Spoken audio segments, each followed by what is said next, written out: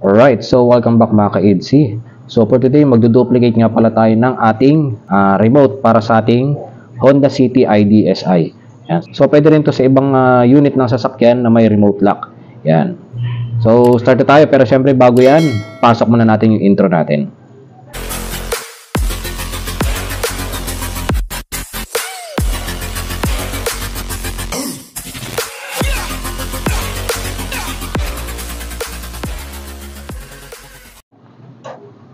Alright, so dito meron tayong ito yung pinaka-original na remote natin, no?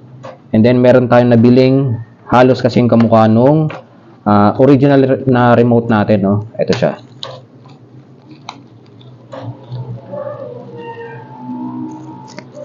Yan.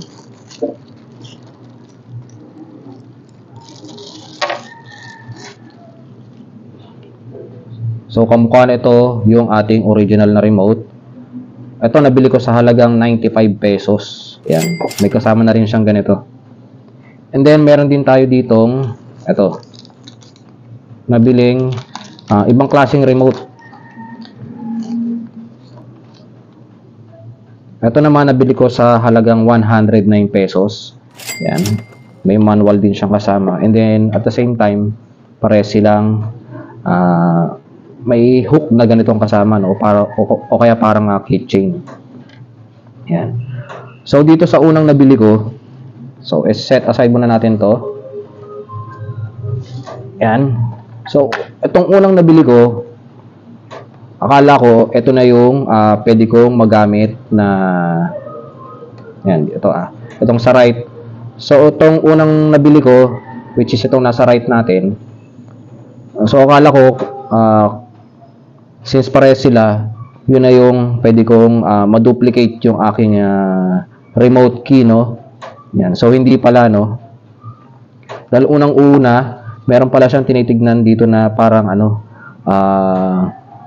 frequency. Right? So, check natin. Yan. So, dito gagamit tayo ng maliit na Phillips screw lang. Yan. So, meron palang frequency na tinitignan dito, no? Hindi tayo basta-basta makakapag-duplicate ng remote natin. Yan. So, dito ko siya nakita. Yan, ito. Kung makikita nyo dito,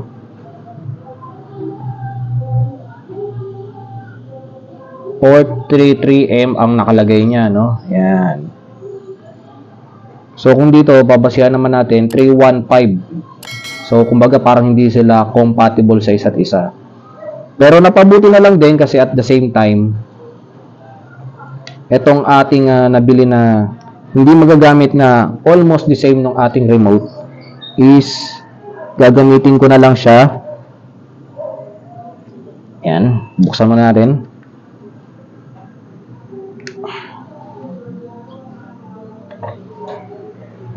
Magagamit ko pa rin yung pinaka casing niya, no? Yan, total luma naman na yung casing natin, so papalitan na natin yung casing, yung keypad, and then syempre yung battery.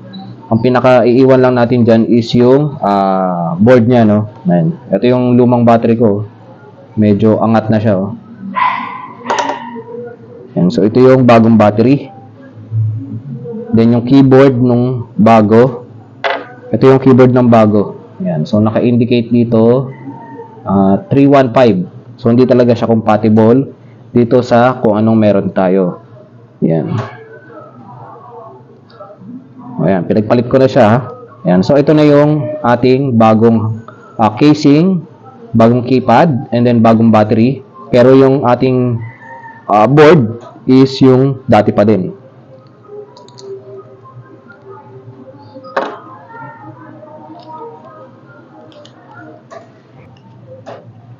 Medyo mahirap lang ibalik kasi pumipitik yung battery. Alright.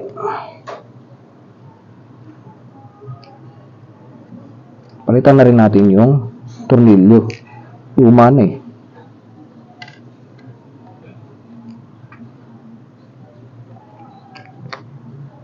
So, hindi na to 315, bali 433 na to. Yan.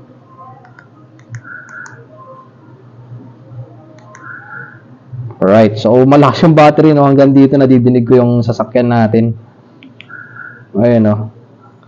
So, lumakas siya, at compare dito, kailangan ko pa lumabas ng bahay para lang, kumbaga para lang mabuksan or malak, ma-double check yung pag-lock. Ayan, so ito, bubuin ko to mamaya, pero i-set aside muna natin. Ayan, so ito yung nabili natin na pang talaga na magagamit natin for pag-duplicate ng ating remote. Ayan, so kahit hindi siya magkamukha, ayan. Ito is siya, compatible siya sa 433. Ayan, so ito yung manual niya.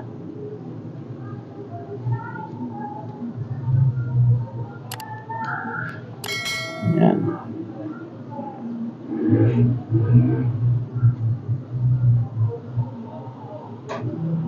So at first, so ito naman is nabili natin sa halagang 109 pesos. Actually ito, nasubukan ko na siya, no. Kaya gusto ko lang i-share yung idea na pwede kayo mag-duplicate ng sarili nyo as DIY, no, na ito, tulad nito, mura lang na nabibili natin sa Shopee, pwede natin siyang gamitin, no. Ayan. Not unlike yung iba, actually nakapag-inquire ako before kung magkano mag-duplicate ng susi online. Nag-range siya ng 1,000 to 1,200, no. So nakapag-inquire ako at I think 2 to 3 times ganun yung mga presyohan nila. 2 piraso naman yun. Yan. Pero yung sa atin, isa lang naman yung kailangan ko. And then malaking na rin, no. Kumbaga malaking menos din yun. From 1,200, palagyan na natin isang piraso lang kailangan ko is 600 or 500. Ito is 109 pesos lang, no. Kayang-kaya pa lang natin gawin. Ayan. So, una dyan, palagay dito, para ma-clear natin yung code na meron itong remote ito, is kailangan lang natin i-press yung lock and unlock button. And then, pag umilaw na yung ilaw ng diretso, is okay na yun. Ayan, no. Kailaw na siya ng diretso.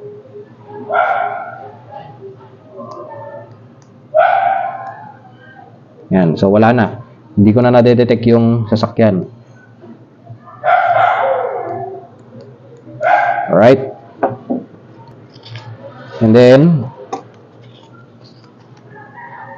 para naman makopy natin to, or para makopy natin yung code or frequency. Yan. So, para naman makopya natin yung pinaka-code netong sa ating original na remote, all we need to do is i-press lang natin yung kung ano yung button na gusto nating i-select na pwede makopya dito sa ating bagong remote. And for example, lock is to lock, unlock to unlock, silent to silent, alarm sa alarm. Yan. So, dito sa instruction number 2 is ipipress lang natin siya. Kailangan magkalapit siya ng halos ganito kalapit. And then pagka nag-flash na yung ilaw, then okay na siya. So try natin. Okay. Next.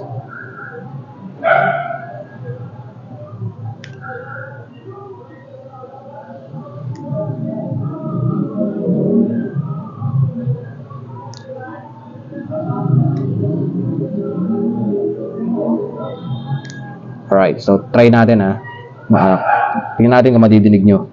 Lock, unlock. Yan. So, yun pa lang yung pwede natin matry ngayon. Ito, mamaya tatry natin sa baba kung working ba siya talaga. Yan.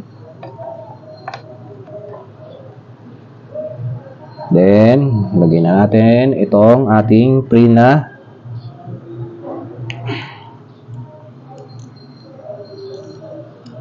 yan.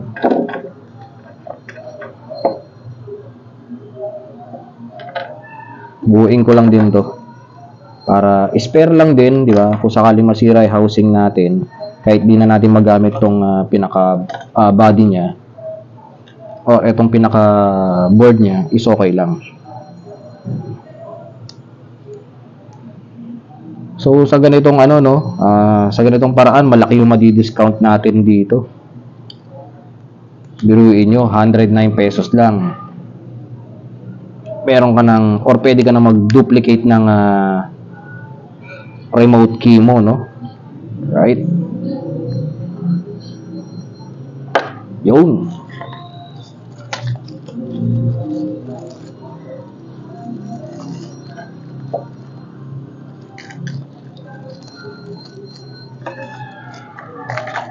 So, proceed tayo sa baba para check natin sa baba kung talagang working ba talaga lahat ng button niya or sumasabay ba talaga siya doon sa ating sasakyan. So, let's go.